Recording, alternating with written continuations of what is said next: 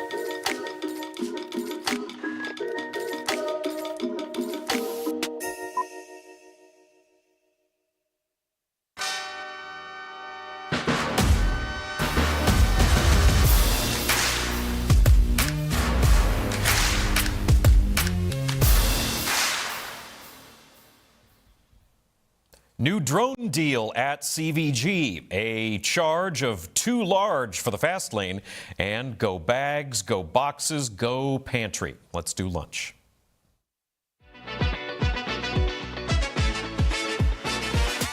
Cincinnati is a city that means business. Fortune 500 company HQs, renowned institutions like Children's Hospital and the Cincinnati Zoo, and letters that everyone here knows: TQL, GE, CVG, UC, and X. It's also a city that's large enough for new ideas to take root and grow. You know somebody who knows somebody who knows somebody, and you're in business. I'm Jack Crumley, and this is The Working Lunch.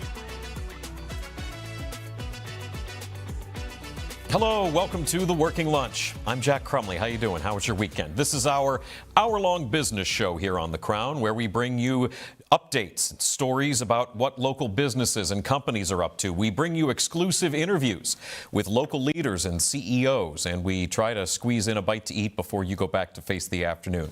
Thanks for joining us.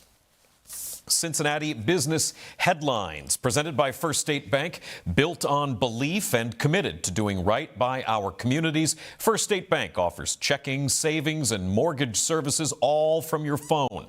They believe in this community and they believe in you. Visit fsb4me.com. That's First State Bank, member FDIC, an equal housing lender. Regular watchers of The Working Lunch know about the malls that are in, let's say, transition here locally. Word went out just after the show ended on Friday this past week. Tenants that are left in Northgate Mall on Coleraine have now been told to transform and roll out as a Texas company called Tundra Realty, according to the Inquirer, has purchased that property. The Epic Entertainment venue that set up shop on the spot where the movie theater at Northgate used to be earlier this year was not part of the mall sale. Neither was the land that used to have the Sears on it. That's been bought by the township in a deal with the port that's already seen demolition. The Northgate Mall property was on the market for months. We don't know what Tundra Realty plans on doing with it yet. We do know that a ton of people have been going to the Cincinnati Open, even with torrential rain causing some issues in the early offing of that tournament that is still ongoing. Tournament leaders are still shooting for a record attendance of 300,000 people before it's all said and done. Got another week to go on that. Our own Paul Fritchner got a look at the kind of crowds that are showing up there in Mason. Take a look.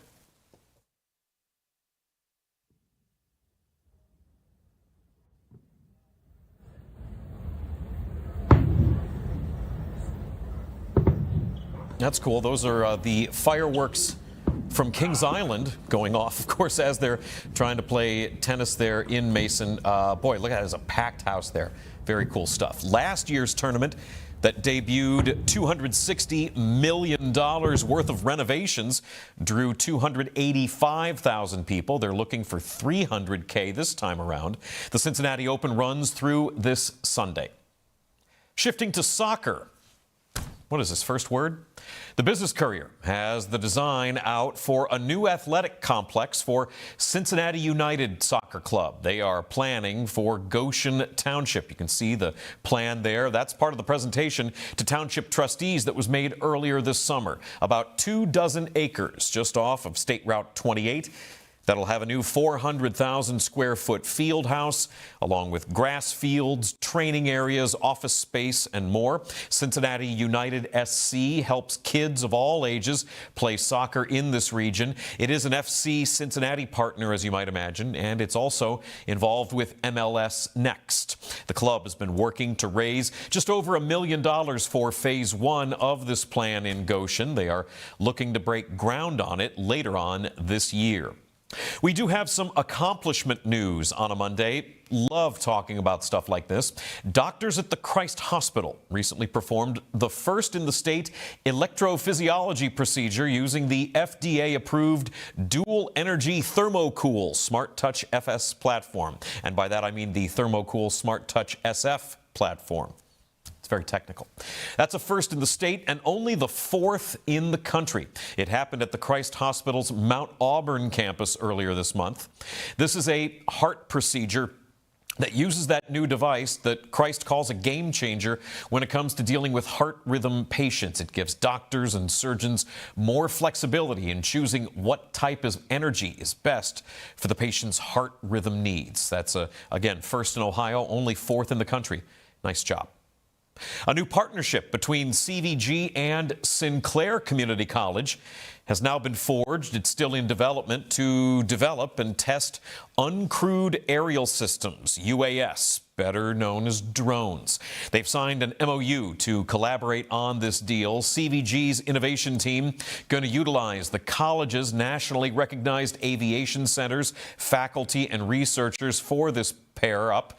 The airport going to have access to emerging technology, industry connections, and students to cultivate the future aerospace workforce, which will, of course, be piloting from chairs and keyboards as opposed to cockpits.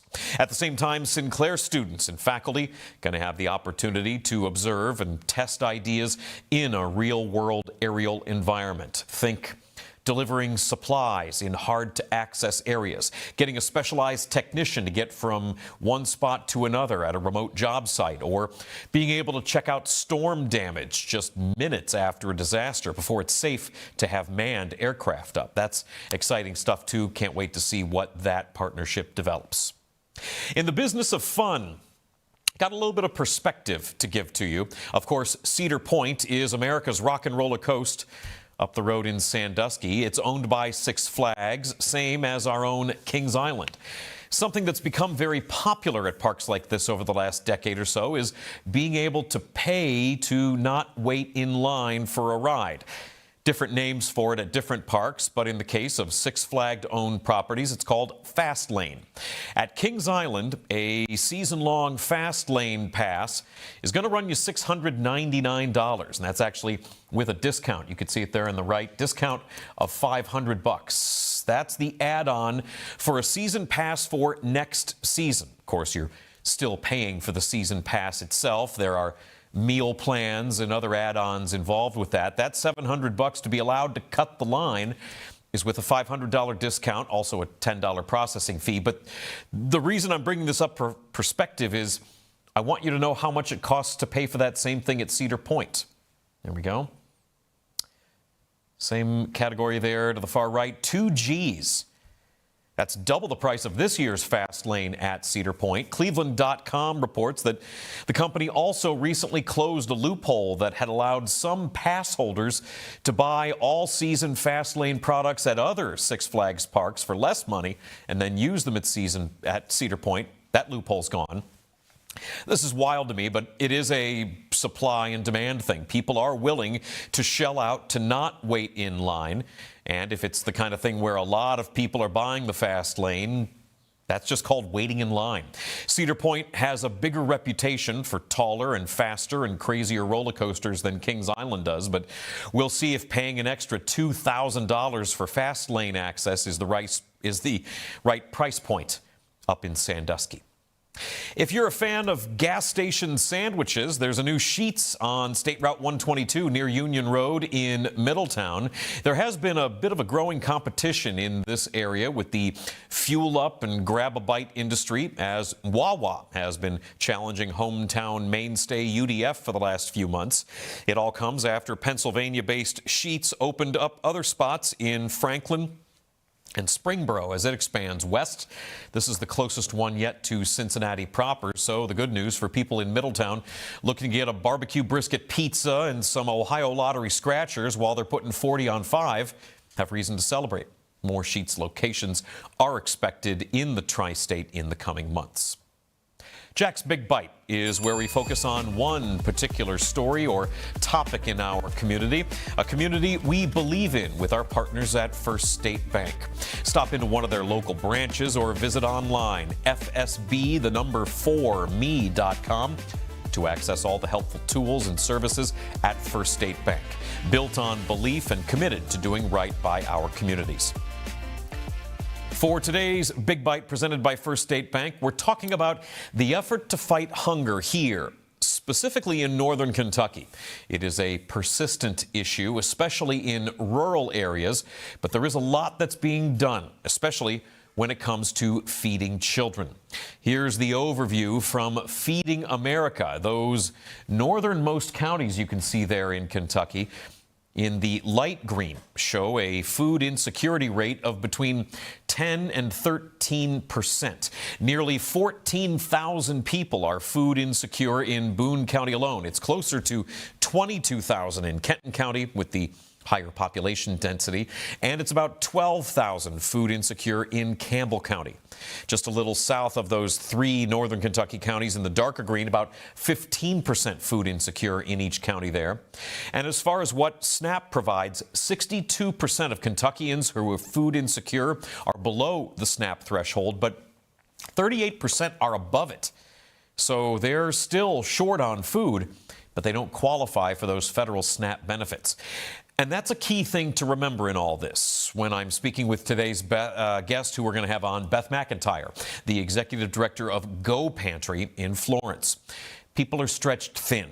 Inflation still stubbornly high. We just saw gasoline prices go back up in the last week. And 40% of American households are just one missed paycheck away from poverty.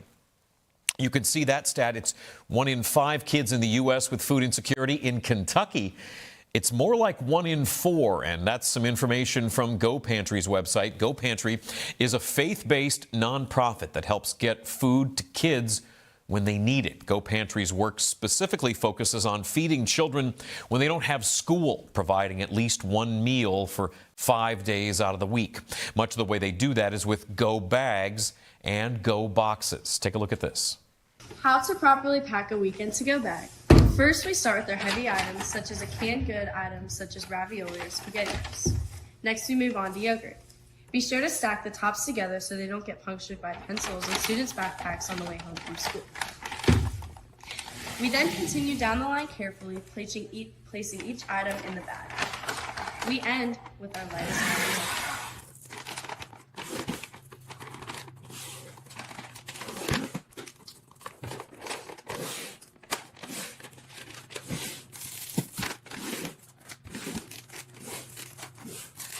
Finally, the bag gets stapled and stacked carefully in the boxes, ready to be transported to school.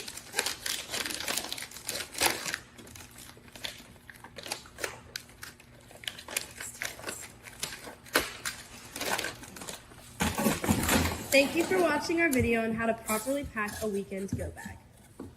So this is a grassroots organization that's been feeding children in northern Kentucky since 2012, and the requests for help from Go Pantry have increased significantly, 30% up in recent years.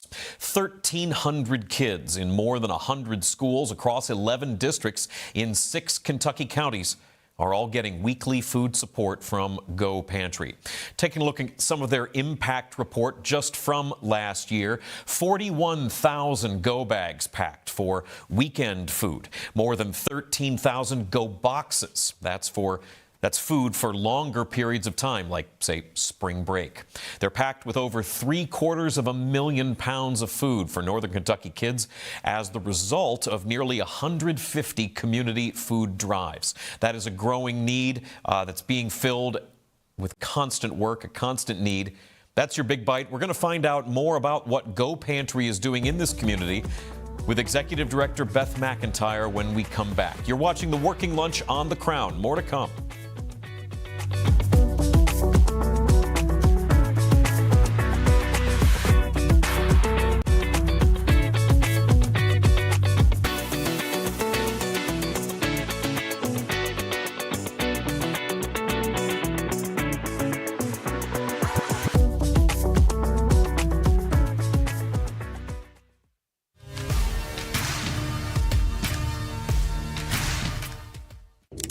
This Cincinnati has felt like home since day one. James Erpine, Jacob Tissett, Paul Fritz, Jack Crumley. The wait is over. The Working Lunch. Built for this city. What is The Crown? It's simple, really.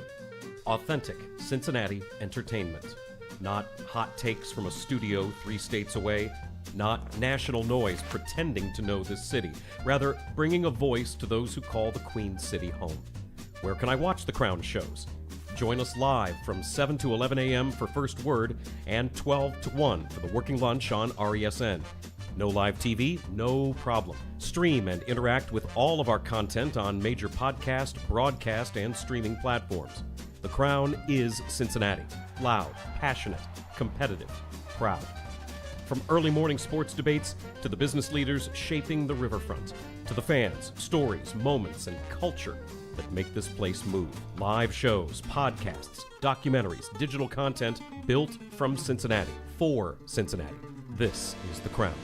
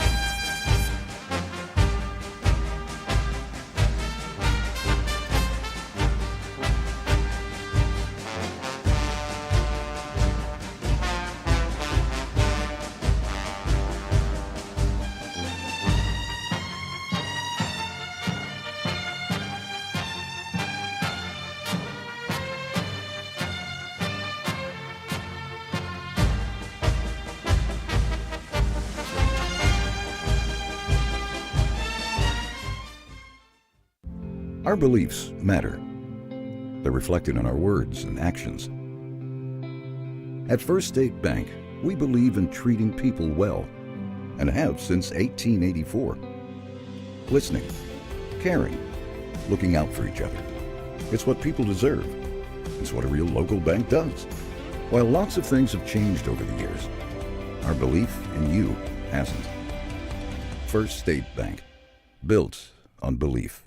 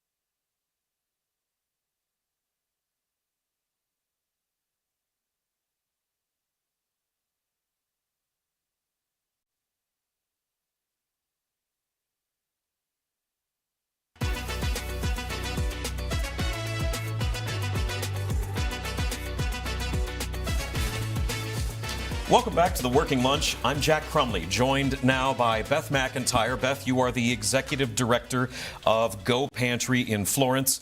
You guys have been going just since 2012. You're a relatively new organization. What is it that got you guys to start that group? So we initially started with just 7 families that found out there were children that were food insecure at the same elementary school all of our children were attending.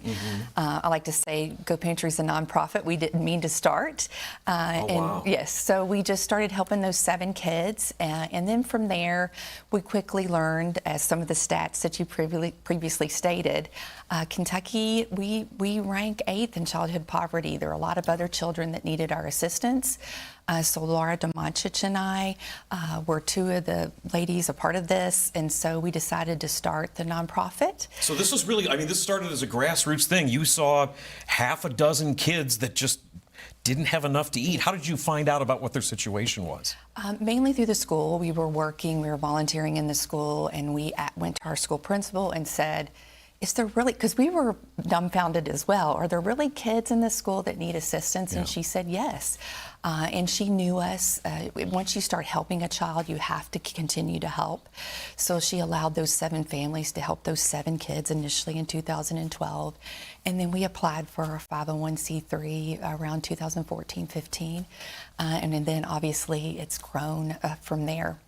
Yeah, boy, and you've seen, and the growth means that there is a constant need, and more people, more families, more kids that need the help that you guys are providing. I think it's really, special that you guys are doing it, specifically for kids and specifically to work around times when they maybe don't get lunch at school. A lot of schools do breakfast now too, but there's still gaps in that. Yes, for sure. We initially just started out with just the weekends, helping on the weekends. And then a school principal came to us probably about a year and a half in. Again, we had our nonprofit status, and she said, "This is great, ladies, what you're doing to help my kids during the school year, but what could you do to help over the summer?" Wow. And that's when we started with the Go Boxes.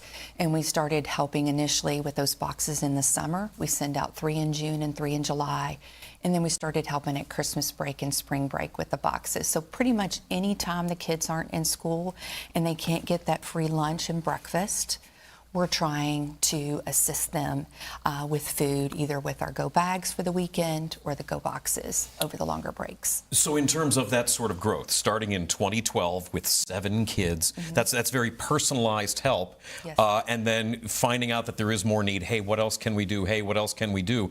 How do you handle that in terms of growing as a nonprofit? Because now it's not just about necessarily getting individual people to buy a couple extra things at the grocery store. Now you're talking about working with vendors, right? Yes. So we had initially, we were friends were giving us money going to the grocery store.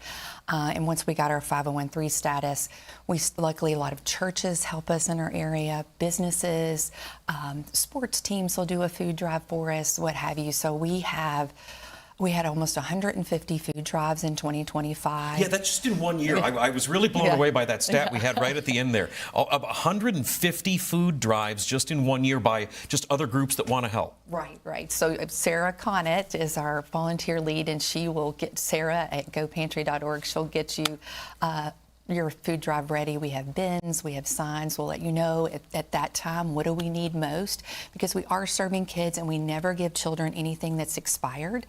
So we want things that would have a long date on them for the kids. So we can definitely help anyone that would love to do a food drive. We will make it as easy as possible on you to be able to do a successful food drive and give back to your community, whether it's your sports team, your church, your business.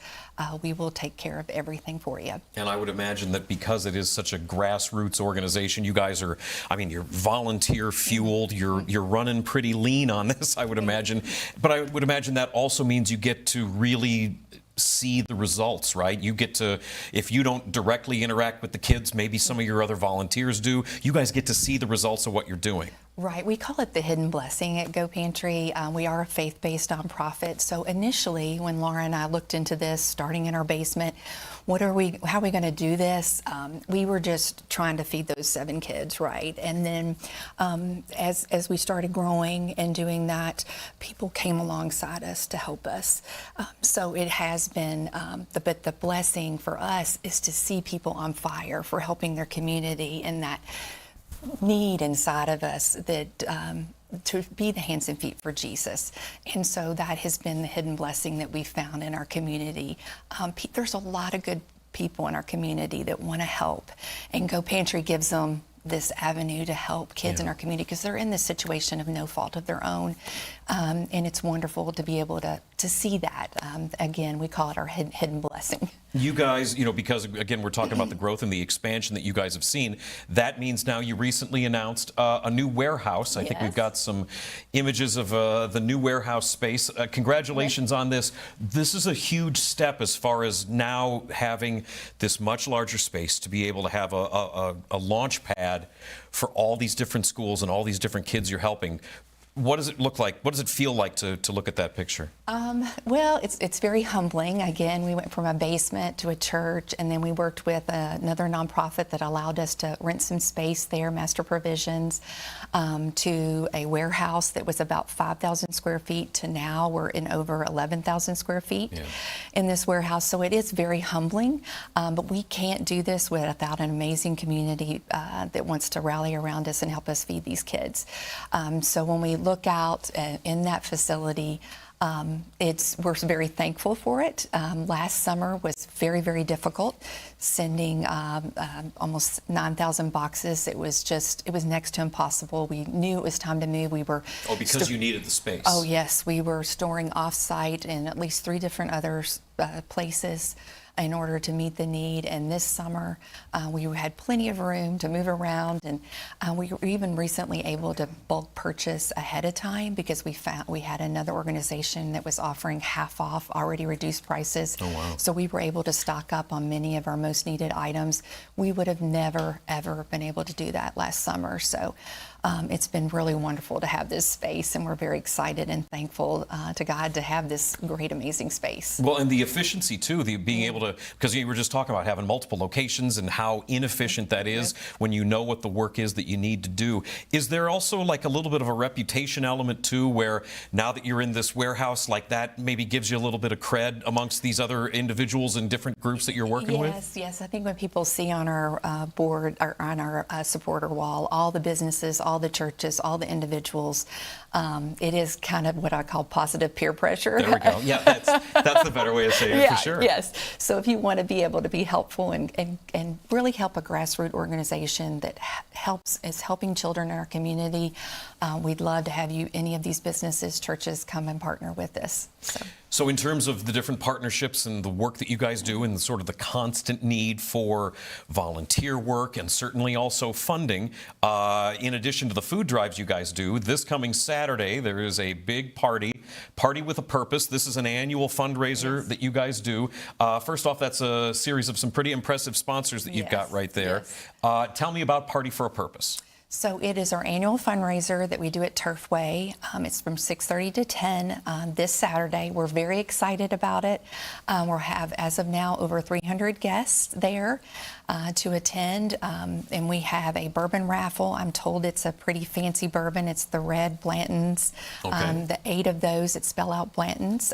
So you can get those raffle tickets right now. We'll have Split the Pot.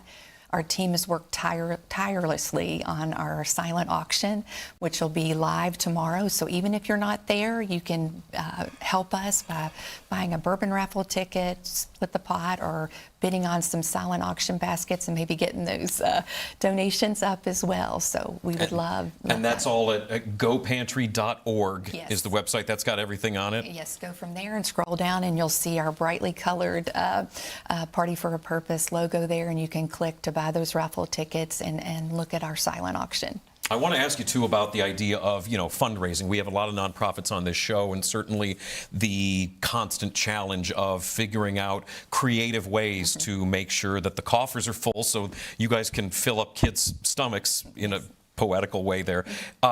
The idea of needing money and constantly looking for new sources of revenue. You guys recently got a grant, I saw you guys posted about, from the Kentucky Colonels, which is really great. There we go. There's grant recipients. What is your sort of percentage of individual donors, money from grants? Is it sort of an even split? Is there one that's been more beneficial than the other? So we receive the food. We're going to send out over $1 million worth of food. So about 40% is through those 150 food drives. So that's and then the other 60% is through grants, individuals, and also businesses. So the other 60% is made up in that. You would be surprised how many people donate $100 or less or do a smaller food drive for us. If all of those people, so I want those, yes, we would love those big businesses to come alongside of us, but if all the individuals that stopped giving us $100 or less this year would stop, we would not make it. So there's no donation too small to help us. We have kids doing lemonade stands that might make $33.16, I think is something. But again, we obviously love those grants, like from the Kentucky Colonels. They're helping us with the bags, the brown bags that the food will come in, and also some beef sticks because it gives them a lot of protein, the kids. So Yeah, this is what I mean about a really grassroots organization that you guys have here. This is not, you guys aren't really dealing with a lot of fat. There's not a lot of overhead here. This is high school volunteers packing bags for kids to give maybe to their classmates for the weekend. You guys are running lean, and literally every nickel makes a huge difference to you, which is why I'm really happy to have you on and talk about, again, big fundraiser party this coming Saturday. GoPantry.org for the silent auction and more. You guys are working every day at this. Yes, we like to say the work at Go Pantry is sweaty, but it's fun. You just got to get some big fans in that warehouse. Yes, we're actually got a grant for that, but we've got to get a little bit more money to get those fans in there. So all the more reason to check out this Party with a Purpose this coming Saturday. We got to take a break. We'll have more with Beth McIntyre talking about Go Pantry in Florence, Kentucky, right after this. You're watching The Working Lunch on The Crown.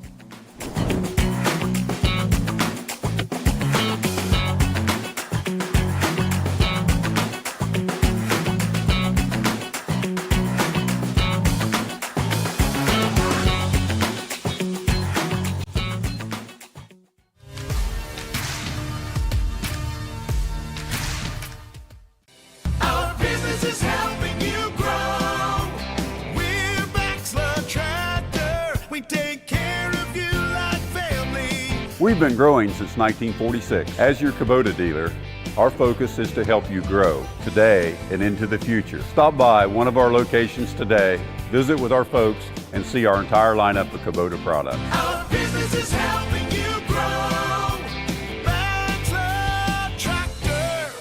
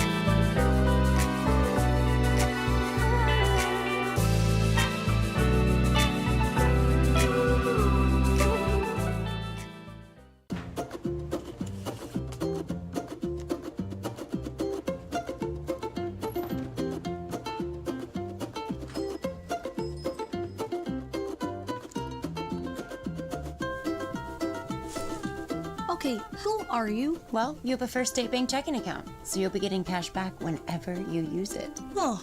Open a checking account at First State Bank for cash back.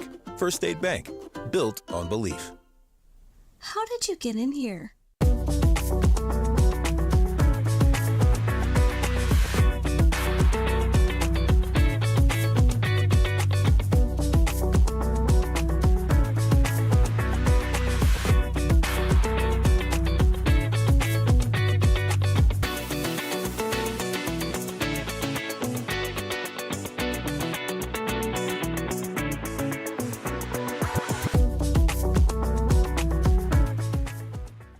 Every morning, Cincinnati wakes up and gets to work. Companies are built, deals are made, restaurants open, ideas become careers, and every day the people behind it all sit down at the working lunch. Founders, CEOs, entrepreneurs, community leaders, the people building Cincinnati. The Working Lunch with Jack Crumley, weekdays, noon to 1, only on The Crown.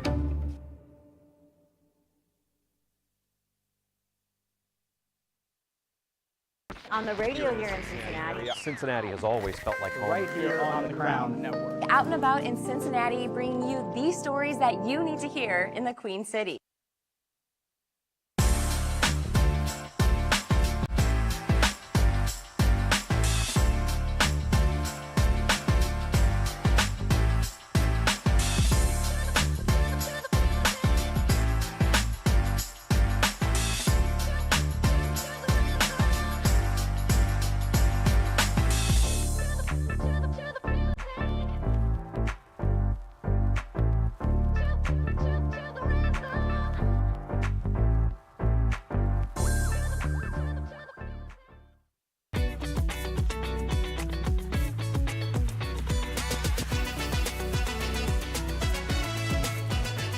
Welcome back to the Working Lunch. I'm Jack Crumley, joined by Beth McIntyre, who is the executive director of Go Pantry in Florence. You guys started with such a small need of feeding, a little more than half a dozen kids because you found out that they were hungry, they needed help, and that has since now grown into the organization that you're running. I'm very interested to know about how your path in this came to be executive director of this nonprofit now. I mean, because this happened in such a way, the way you described, that was accidental.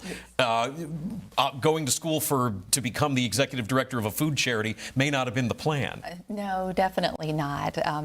So I was initially in sales, and then my partner, Laura DeMonchitz, the other co-founder, she's got her master's in business, and so she was able to initially get us started with how do we file for a 501c. Again, it's the nonprofit we didn't mean to start. Right. So she was able to do that in the banking, and then I had a pharmaceutical sales background.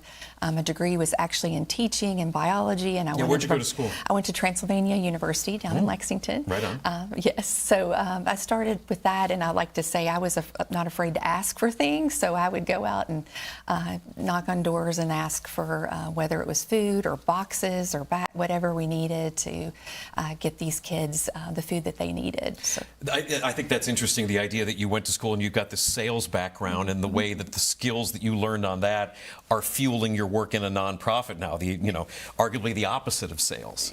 Yes, I guess so. A little bit, I guess we feel like we're the voice for these kids, so it's in a way it's easy, but it's a hard subject, right?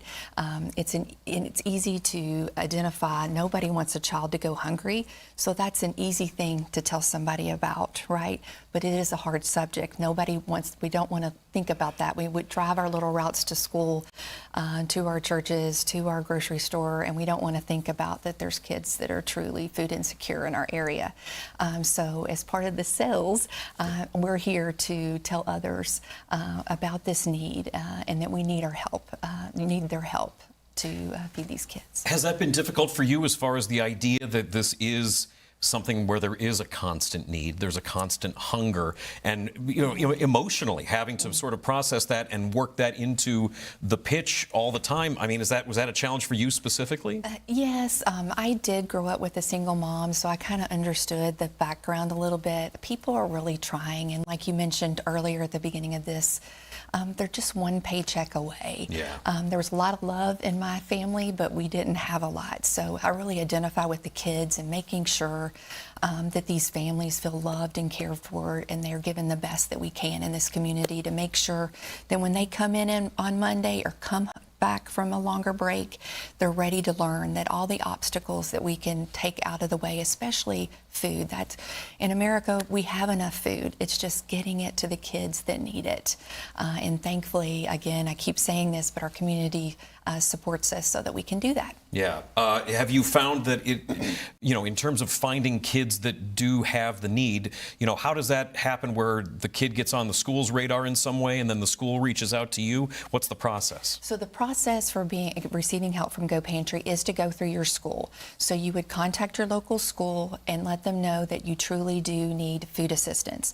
There are individuals in most of our schools called family resource coordinators or service coordinators. These individuals, their sole job, they're unsung heroes in the schools. Their job is to make sure every child is ready to learn and remove all the obstacles. So whether it's coats, shoes, school supplies, maybe they've been evicted, so they're trying to help with all of those things. And one thing that Go Pantry does with these family resource coordinators is help take the food concern away for these kids and their families. So if there is a family, if you know of someone that needs assistance, or you know of a child that needs assistance, go to your local school and they'll reach out to us and let us know, hey, we have 5 more kids that need weekend go bags and 3 more families that need the boxes over winter break. Yeah, is it difficult sometimes? I mean, because unfortunately, in addition to the challenges of hunger and the effect that has on a kid at school, is there also a challenge of feeling embarrassed about being needy, about having a need?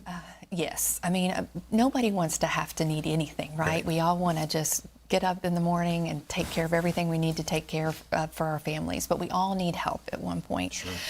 So yes, there is definitely that. We found that with our elementary school kids, they're kind of proud of their weekend go bags. As I mentioned earlier, there were 7 families that started Go Pantry. One of the families, she's a school teacher, and she texted us, I think it was last summer or last end of school year, and she said, "I just want to let you all know, this is wonderful what you're doing," but the little boy was showing all his friends what he got in his weekend go bag, even though she told him to keep it in his backpack.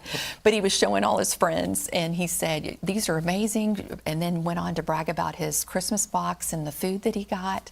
And she said, "I think he has a future in sales." But yes, so the elementary school kids, they're not usually bashful. Middle school, you have to be very discreet. They usually want to, yes, it's very hard. And with the high school students, it's hard as well. A lot of them are trying to work to maybe even help their family, help their siblings, but they'll go through the office of their family resource coordinator and pick that box up discreetly on their way out.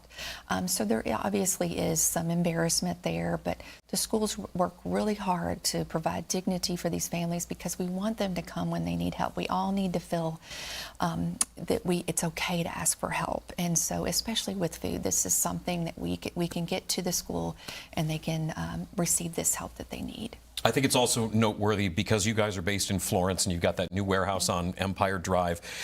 The idea that you want to keep your focus largely in more suburban parts of the larger Cincinnati area. We've talked on this show a number of times about the programs and the help that's available more in the urban core, but does that mean sometimes that suburban areas, especially schools in rural parts of Kentucky, does that get a little more put off to the side? Yes, and it's harder to navigate the delivery of the bags and boxes to the schools. Again, when we first started out, it was what I called the minivan mom brigade, and now thankfully we have partners like Amazon Local Good, Avert Express, M&P Logistics that help us get these bags and boxes out to our community. And one great example is Amazon Local Good. We were delivering to Owen County, and they kept asking for 150 boxes every break. And then we told them Amazon Local Good is going to be able to help us this time. How many boxes do you need? And they said 300. And so we asked, well, has there been a factory? Has there been a big shift in your community? Why do you need so many more? And she said, well, we usually brought the horse trailer and we could only fit 150 boxes, but if you're delivering, I'll take 300. And so that was just about capacity on their end. Right. So they didn't have the avenue to get those boxes. They would come and pick them up in a very clean horse trailer. To be clear. Yes, a very clear horse trailer.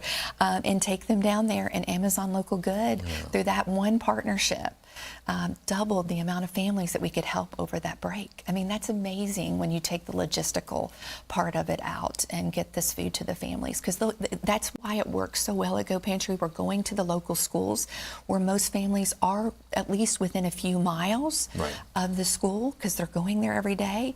And so those bags and boxes are right there for those families, and they're not having to travel as far to get the food needed. Yeah, you really are doing everything you can to sort of take the complication out of this process. I think having the school be the distribution center for it, I think that makes a lot of sense. As far as the development of relationships that you've had with different stores and different vendors, I think something that gets lost with people a lot of times, and tell me if this is right, is the idea of people may want to go into their cupboard and give you some cans of potatoes and green beans or whatever, and that's a food donation. I'm not talking outdated stuff, but just wanting to make a food donation, going to the store and getting a big thing of mac and cheese.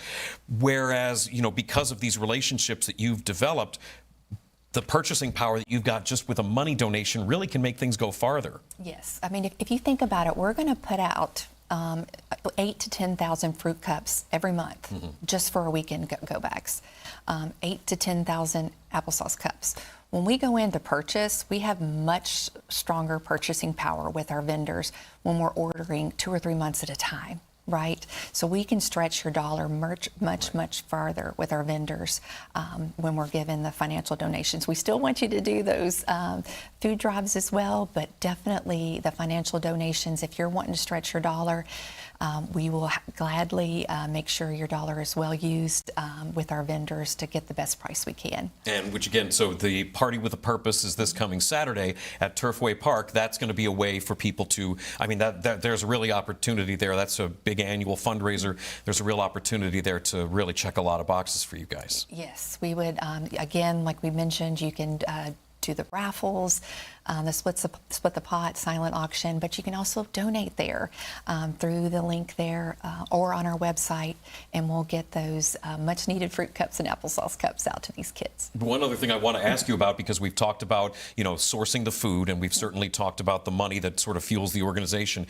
but one of the other big elements of fuel for your organization is all the volunteers, and specifically like high school kids that are doing projects for school for extracurriculars or for, you know, some nice looking points on a college application. Yes. Tell me about GPAC. That's an organization sort of within the organization that you guys have. There's some of the kids right there. Yes, these are amazing young adults. If you want to feel good about our youth, talk to GPACers. Mm-hmm. These are kids, it makes me tear up a little bit, that want to make their community better. They're taking food insecurity into their schools. Yeah. And talking about what they see their friends that might need that extra assistance. These kids are wanting not just to volunteer, but take it an extra step farther and help their peers, whether it's with a food drive, with their sports team, in their school, their church. Maybe one of them's having a spike ball tournament. The kids are creative. So these kids are really exceptional young adults. And again, part of our faith-based mission is to fuel that fire to serve. And these kids get on fire for it. And it's going to be great on a college application. Sure. They get a benefit from it too, to talk about maybe a project that they're doing in their community. So we do have applications are now open, and I think it's August 29th. That is again on our website. They can apply to be an ambassador. And again, this is part of developing these youth. This is one way we can help develop them. They go through an interview process. Yeah, because this is a whole like board within a board, right? Yes. So we interview the students. It gives them great practical experience on what it's like to be interviewed before they go to a job or maybe a scholarship interview. They get to go through that, and then they learn about our organization, and they get to learn how to do a food drive. They get to learn how to pack a bag or box or do a fundraiser, spike ball, whatever they might want to do. We have powder puff football. We have all kinds of activities that these young adults that are great people in our community are doing. So. And that's really personalized help. That's really creative problem solving that you're sourcing from these young people that are in the community, and they see their friends that are hurting anyway. Yes. It's just wonderful to see it all come together, and just a great part of what, again, those hidden blessings that we didn't expect. We were wanting to feed kids, but these hidden blessings of seeing our GPACers out in the community, our volunteers coming in on fire, our businesses, our churches, all of these organizations that are just really trying to help us and come alongside us. So there's a constant need. Obviously, Beth McIntyre, Go Pantry, talking about feeding kids when they're not in school and getting the help that they're used to getting, and all of the different resources that come together to fuel that. Again, Party with a Purpose is this coming Saturday evening at Turfway Park. It's a big annual fundraiser for the organization. If this is like connected with you or touched you in any way, and how could it not, gopantry.org is the website. All kinds of ways that you can support the really good work that you guys are doing. Beth, thanks for coming on the show. Thank you for having us. We've got to take a break. We've got more Working Lunch coming up after this. Stick around.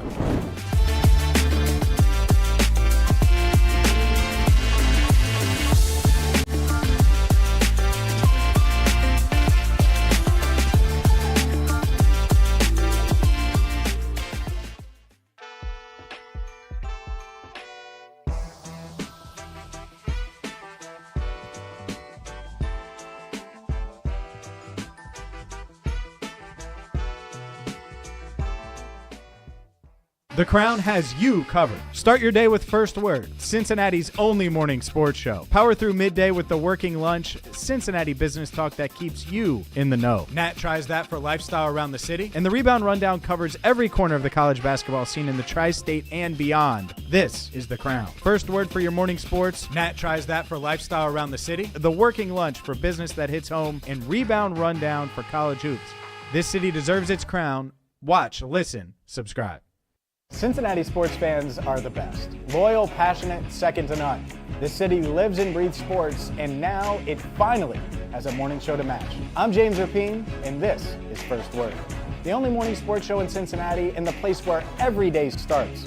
We break down the biggest moments and set the agenda for the city. Marissa Contepelli and Jacob Tissett join me to bring the insight and energy you need to start your day. The conversation starts with First Word. First Word, weekdays 7 to 11, part of the Crown Network. Our beliefs matter. They're reflected in our words and actions. At First State Bank, we believe in treating people well, and have since 1884. Listening, caring, looking out for each other. It's what people deserve. It's what a real local bank does. While lots of things have changed over the years, our belief in you hasn't. First State Bank, built on belief.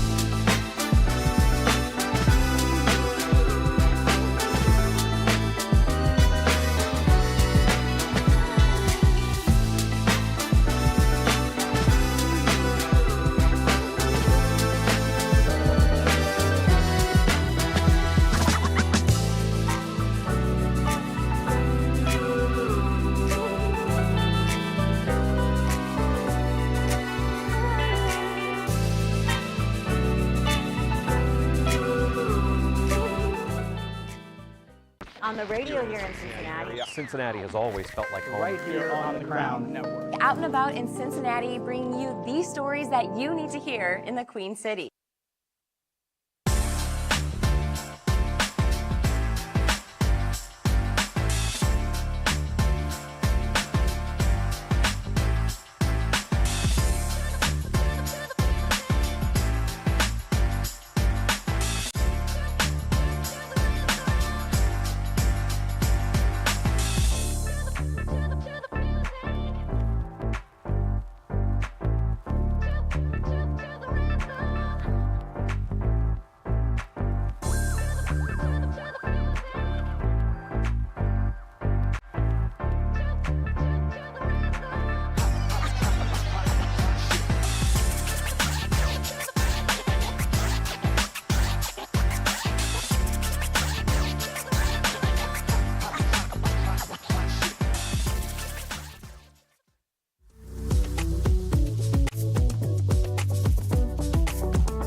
Welcome back to the Working Lunch. I'm Jack Crumley. Of course, movies are big business. It's Monday, so we should check weekend box office numbers for you. You know, said it before, say it again. Spider-Man Brand New Day is just a money-making juggernaut. That movie just had the second best third weekend that a movie has ever had at the domestic box office. $70 million alone for that movie. Again, on the third weekend. It's now the fourth highest grossing movie of all time. It's playing in more than 4,500 movie theaters. Everyone is going to see this movie. Apparently, they're going to see it more than once, too. There were 16 new releases this past weekend in a variety of theater counts. So, you know, on the supply side of things, movie people are eating well. A lot of options if the theater is carrying a given movie. This is the challenge. You know, smaller releases of really good movies need a little bit of time for audiences to find them. Theaters want to put the moneymakers in as many houses as they can. It's an interesting balance. Spider-Man Brand New Day, now also, more stats on that, the second fastest movie to hit $2 billion at the global box office. It's done something like $700 million domestically and another $1,200 million in the rest of the world. I keep thinking back to that story in this really good book called Comic Wars about Marvel going bankrupt and Avi Arad letting all these creditors know that Spider-Man alone is $1 billion property. Again, that book by Dan Raviv is very good. You saw on the box office numbers there, The Odyssey, still mythic money making in its own right, $23 million over that weekend. It's been going for weeks. And then Newcomer that opened over the weekend, The End of Oak Street, came in a close third with another $21 million. Don't have any really big studio releases this coming weekend. Certainly nothing that's going to take the top spot, but some movies to look out for. You've got Tony. That is the Anthony Bourdain biopic that looks really fun. There's a movie coming out this weekend called Mutiny with Jason Statham. There's a new Insidious film that's coming out, and there's one other movie called It Ends that looks like an interesting little indie horror movie about some young people that are driving in a car, and they're sort of stuck on this road in the middle of nowhere with no places to turn. We certainly saw the money that the movie Obsession made this past summer. This could be a new one of those where lightning just sort of strikes on an indie horror film. Certainly the results of Obsession doing really well. The star of that, Indy Navarrete, was just announced she's playing Rogue in the X-Men movie that Disney is going to be producing in a couple of years. That was just announced at Disney's big D23 Expo. So some really big money stuff going on there, and certainly movies like Obsession that don't have high expectations on them, when they make a ton of dough, then you get to see the echo effect of that. Congratulations to Indy Navarrete for her casting. I would like to thank my guest, Beth McIntyre, the executive director of Go Pantry in Florence. You saw the way she got emotional there. This is a grassroots organization that's helping kids one kid at a time, working with schools, making sure kids are fed. Really impressive work. Again, gopantry.org is their website if you're looking to support them. CincyCrown.com is our website if you're looking to support us. We'll see you back here tomorrow at noon for more Working Lunch. I'm Jack Crumley. Thanks for watching.